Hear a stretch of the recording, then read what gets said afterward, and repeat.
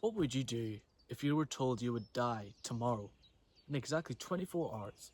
Your life would end. Now, I'm not gonna tell you some cringe shit of, oh, you would tell your ex or the person you love the most that you love her, or like on some cringe shit on you would tell your parents, oh, I'm sorry that I hated you. No, you would not do that. I'm not talking about what you would do in the whole day. I'll get into that part later, but imagine this: the Grim Reaper spawns right now as you're watching this video. He spawns and he looks at you. You're gonna die tomorrow in exactly 24 hours. You would obviously be shocked. But then you would think to yourself, I'm not ready to die. Everybody would think that. I'm not gonna say, oh, I'm ready to die or some shit. No, even I would. Even the most successful people would. But they would all think something different. Me, I would think I've done whatever I could from the point I started, self-improvement. I've done everything I've could to progress. And I would have some closure from that. And I can guarantee you would start panicking. You would start realizing how many days you've wasted. And there's nothing you can do about it. I'm not gonna tell you, okay, in these next 24 hours you can do this and that. Tell your ex you love her. Tell your parents, all that weird shit. I'm not the first person to tell you to ask this question or throw this question out there. But then they all say some cringe shit. Oh, go tell your parents you love them.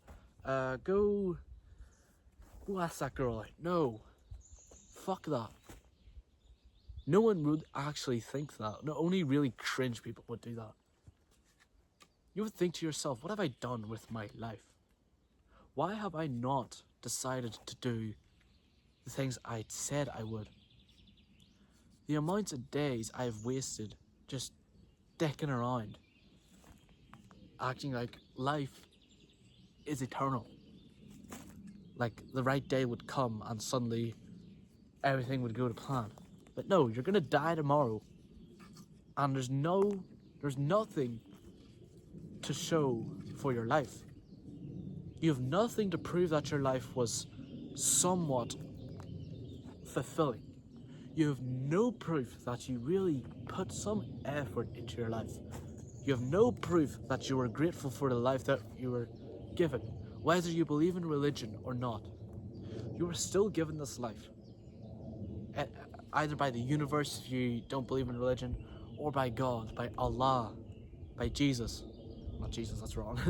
I'm not trying to start an argument here. But you get what I mean. You were given this life from one way or another. Moments have led up to this moment right here, your birth.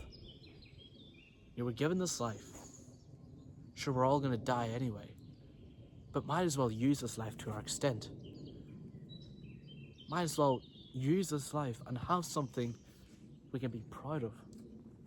Not some mediocre thing where the only thing you can look forward in the day is watching TV or getting home from school or work and watching your favorite TV show. This is what my teacher told me yesterday. Well, not me, but the whole class. He was rambling about history, or I forgot what it's called in English. Satire. You know what? A satire text. And that's basically our subject right now, our topic. And he was telling us it doesn't really have anything to do with this topic, but basically, he was rambling on about, and then he came basically to this statement. This is what he said, word for word. I don't get why people go to the gym after 8 hours of hard work. What is that life? I would rather sit down and drink a beer and enjoy the last few hours I have in the day. I kind of do get what he means. But the thing is, a beer, sure, in the moment, it'll fix your problems.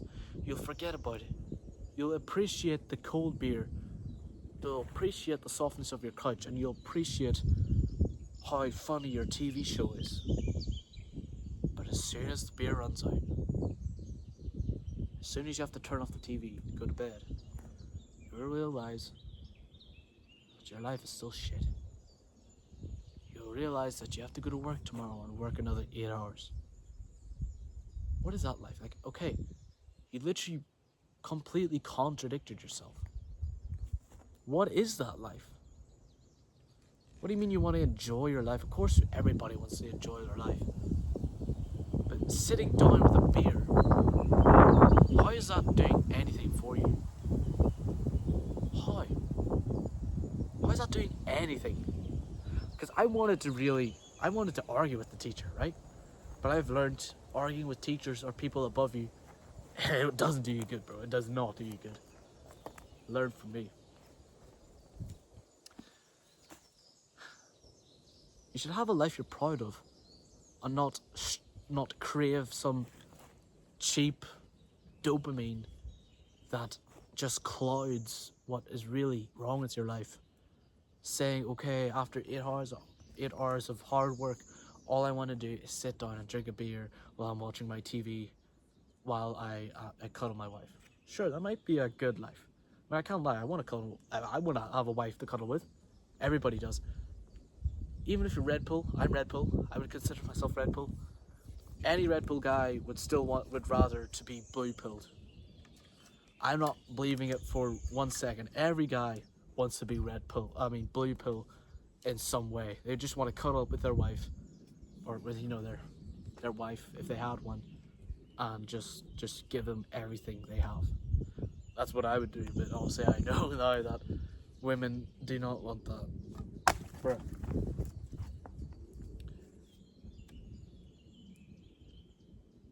So you might as well build a life that you can be proud of.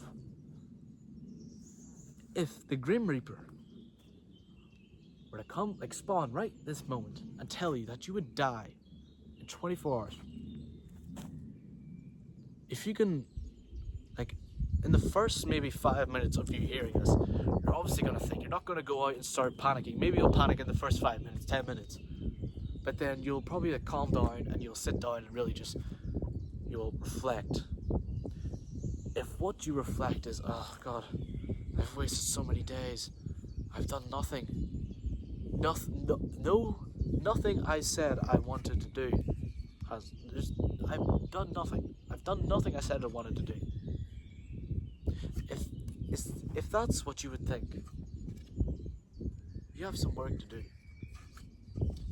You have some fucking work to do. If you tell yourself, I've lived my life to my extent, as far as I can, from, who knows, maybe, obviously, no one has lived their life perfectly. But for the last, who knows, maybe 2-3 years, you've lived your life striving for something. And with that in mind, you would have some type of closure, some type of relief, something to leave this world with, some type of satisfaction. And obviously people who are 30-40 years old who really put the work in, they'll look at their lives and just smile. They wouldn't fear death. And that's what I learned from the 48 Laws, not the 48 Laws of Power, that's another thing. The Way of the Superior Man. What the author says is, you cannot fear death anymore. Everybody fears death. But the greatest skill, not the greatest skill, but the greatest accomplishment you can ever accomplish, the greatest skill you can ever accomplish, the greatest thing you can ever accomplish is not to fear death. If you do not fear death anymore, if a gun was pointed at you right now, like a gun spawned right to your head, and you wouldn't fear that. Of course, everybody's gonna fear that, even if you fucking are the most successful person in the world. Of course, they're gonna have some type of fear. But then they would sit down for a moment, and they would realize that I've done everything I can. I've done everything I could. I've done everything I could. I've accomplished a lot. I'm ready to leave this world. That's the answer. That's the thought process that needs to go through your head. If that's not the thought process that goes through your head, you need to start today. Because really, what I've said is not totally a hypothetical situation. You could die tomorrow in a car crash. Maybe some guy jumps you and he just shoots you. Some immigrant. Kidding. I'm kidding, really seriously. I'm a fucking immigrant. Fuck's sake. You could literally die tomorrow. Someone could kill you. You could be killed in a car crash. Tomorrow you could be diagnosed with cancer. Like, what I said is not a total, like, unlikely situation. Of course, the Grim Reaper is not going to spawn. No, of course not. But it is not unlikely. Well, obviously, if we look at the numbers, it is going to be unlikely, but it's still possible for you to die tomorrow. Or to die right this second. Who knows? Fucking tree might snap a branch. Or, no, obviously the tree won't snap a branch, but a branch might snap off and it'll be really sharp and it'll just go like whoosh, right through me. Yeah, I don't think that was gonna happen. But you get what I mean. You could die tomorrow.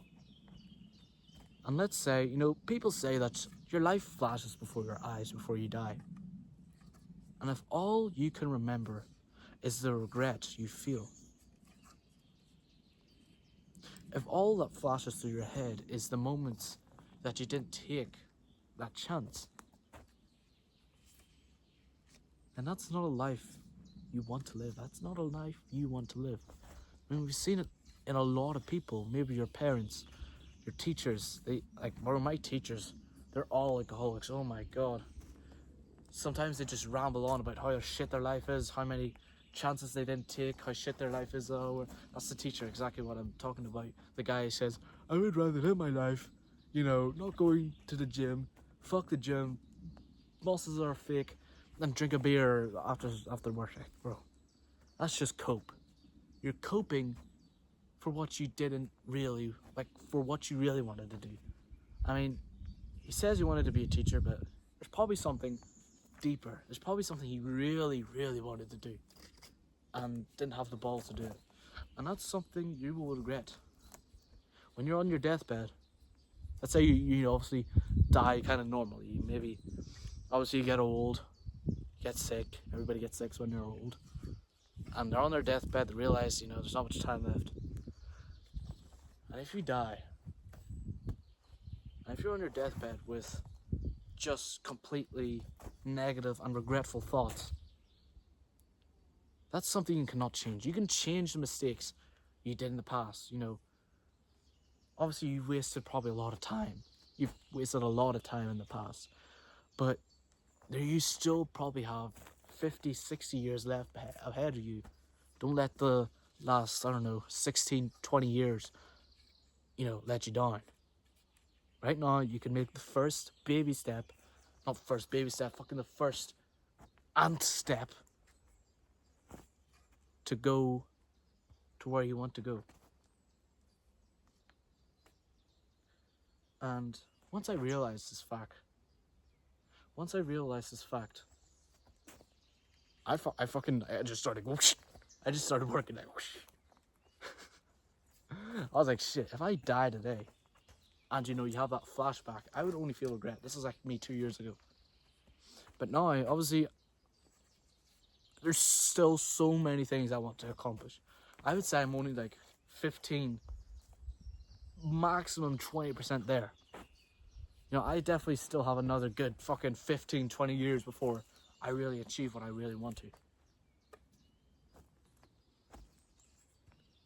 But if I were to die today, or die tomorrow, I would still have some type of closure. Obviously, I'm not saying there's been days where I've wasted them. There's definitely been days that I've wasted. Just who knows, maybe while I was injured, I ripped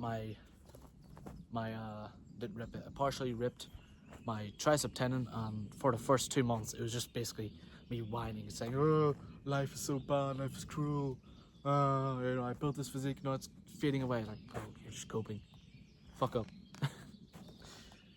But then eventually I picked myself up and I started going a bit more in self-improvement. No, not a bit more, a lot more, just hardcore in self-improvement, while the injury was healing. And those days I'm so thankful for that I really put in the work in, because the sweets that I forgot the saying, the sweets of your hard work, the treats of your hard work. I forgot the saying, but you know what I mean. I'm tasting that today, and the sweets of my hard work now, me recording right now, me starting right now, is going to butterfly and ripple effect all the way into my future. This will secure my kids, financial security.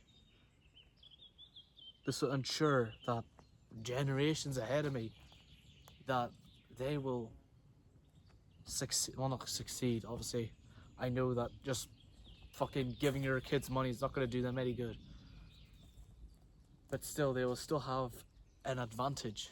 They'll be able to start earlier and maybe be even like 10 times bigger than me. Like, I want to strive a lot. My big ambitious goal is I want to overtake Hamza Ahmed himself, the king of self-improvement. That is my big ambitious goal, and that's not something I think I want to do, like, oh, it would be nice. This is something I need to do. I feel like I owe it to him. If somehow Hamza Ahmed is watching this video, this is no disrespect. I love you. No homo.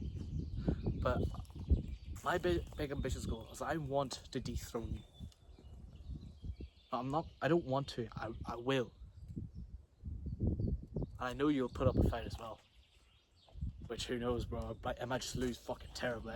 You might just defeat me, like, you'll just get your hand, just go like, obviously I'm not going to get into a fight with you, that's obviously not, but I want to, like, surpass you, like, in YouTube, or, in views, or whatever, you know what I mean, like, self-improvement.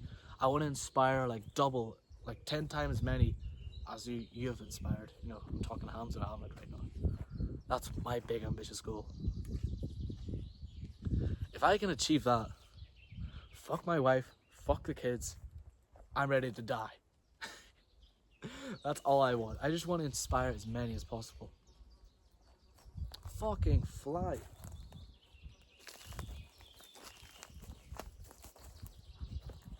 Boy, sorry, what the fuck?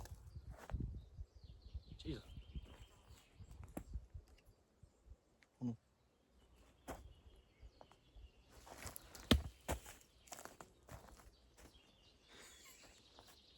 Just kill that fly. Oh my god.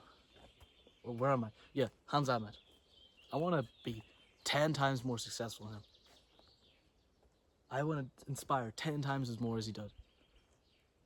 I want to, surpass him on, obviously, in every way. Probably not. That's probably not possible. But basically, the inspiration part is the most important part for me. That's the most important part.